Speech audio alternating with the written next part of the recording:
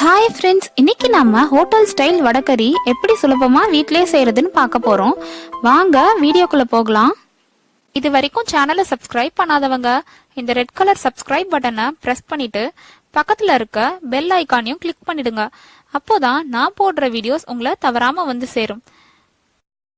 Welcome to masala treat.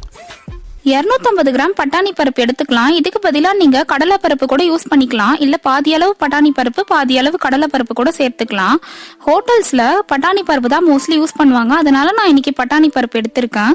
இது கூட தேவையான அளவு உப்பு சேர்த்துட்டு தேவைப்பட்டா கொஞ்சமா தண்ணி சேர்த்துட்டு கொரப்பா அரைச்சி எடுத்துக்கலாம். இந்த மாதிரி கொரப்பா இருக்கணும். ரொம்ப ஸ்மூத்தா அரைச்சிங்கன்னா இதோட டெக்ஸ்டர் நமக்கு சரியா வராது. இப்ப இத ஒரு பவுலுக்கு மாத்திடலாம்.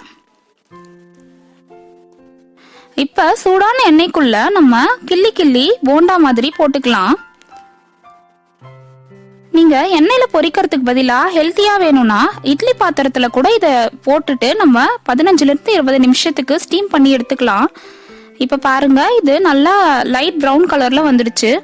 இது ரொம்ப கோல்டன் பிரவுன் ஆகணும்னு அவசியம் இல்ல, லைட்டா பிரவுன் கலர் ஆனா போதும். இப்போ இதுக்கு நம்ம மசாலா ரெடி பண்றதுக்காக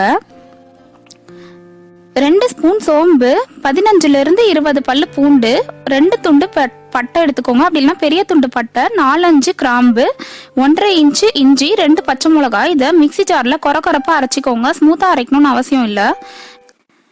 இப்ப கடாயில 2 டேபிள் ஸ்பூன் எண்ணெய் ஊத்திக்கலாம்.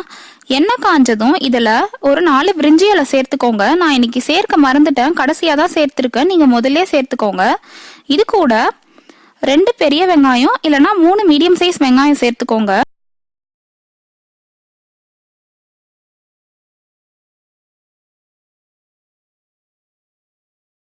இந்த மாதிரி கண்ணாடி மாதிரி ஆறுனதுக்கு அப்புறமா இது கூட நம்ம ஏற்கனவே கொரப்பா அரைச்சு வச்சிருந்த இந்த மசாலா பேஸ்ட்டை உள்ள சேர்த்துடலாம். இப்போ இது எல்லாத்தையும் நல்லா வதக்கி விட்டுக்கோங்க. இந்த மசாலாவோட பச்சை வாசனை போற வரைக்கும் ஒரு 2 நிமிஷத்துக்கு இதை நல்லா வதக்கிக்கலாம்.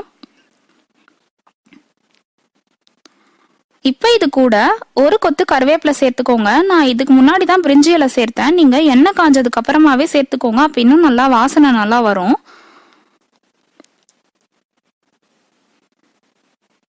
இது கூட 2 மீடியம் சைஸ் தக்காளியை பொடியா நறுக்கி உள்ள சேர்த்துக்கோங்க.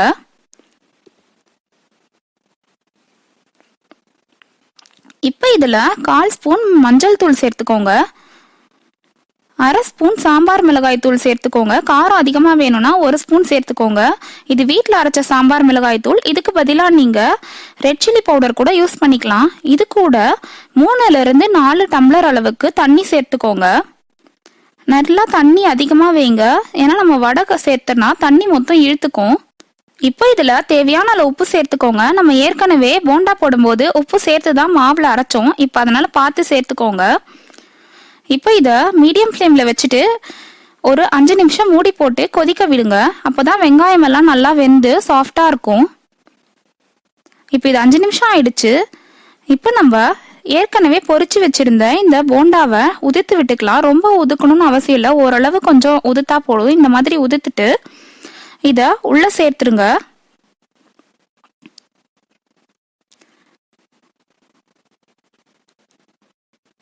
இது கூட இப்போ நீங்க தேவைப்பட்டா தண்ணி சேர்த்துக்கோங்க. இது கொஞ்சம் தண்ணியா இருந்தாதான் கரெக்டா இருக்கும். ஆற நல்லா திக்காயிட்டே இருக்கும். இப்போ எனக்கு தண்ணி கம்மியா இருக்குன்னு நான் இதுல 1 டம்ளர் சேர்த்திருக்கேன். இப்போ இது ஒரு 2 நிமிஷம் கொதிச்சா போதும். இப்போ இது கூட நம்ம ஸ்டவ் ஆஃப் பண்ணிட்டு கருவேப்பிலை இலை கொஞ்சம், கொத்தமல்லி இலை ஒரு 2 டேபிள் ஸ்பூன் அளவுக்கு சேர்த்துக்கோங்க. அவ்வளோதான், நம்மளோட சுவையான ஹோட்டல் ஸ்டைல் வடகறி சூப்பரா வீட்டிலே செஞ்சிட்டோம். இந்த ரெசிபி ரொம்ப சுவையா இருக்கும். இதை நீங்க இட்லி, தோசை, ஆப்பம், இடியாப்பம் எல்லாத்துக்கூடயும் சூப்பரா இருக்கும். அப்புறம் பூரி கூடயும் ரொம்ப சுவையா இருக்கும். இந்த ரெசிபியை நீங்களும் உங்க வீட்டில் செஞ்சு பார்த்து உங்க ஃபீட்பேக்ஸை கமெண்ட் செக்ஷன்ல போடுங்க. நம்ம சேனல்ல நிறைய first time on YouTube videos போட்டுட்டு இருக்கேன், அதோட லிங்க் டிஸ்கிரிப்ஷன்ல கொடுத்துருக்கேன், வேணுன்றவங்க செக் பண்ணிக்கோங்க. வீடியோ பிடிச்சிருந்தா லைக் பண்ணுங்க, ஷேர் பண்ணுங்க. இது வரைக்கும் சேனலை சப்ஸ்கிரைப் பண்ணாதவங்க இப்ப சப்ஸ்கிரைப் பண்ணிட்டு மறக்காம பெல் பட்டனையும் கிளிக் பண்ணிடுங்க. தேங்க்ஸ் ஃபார் வாட்சிங். பாய்.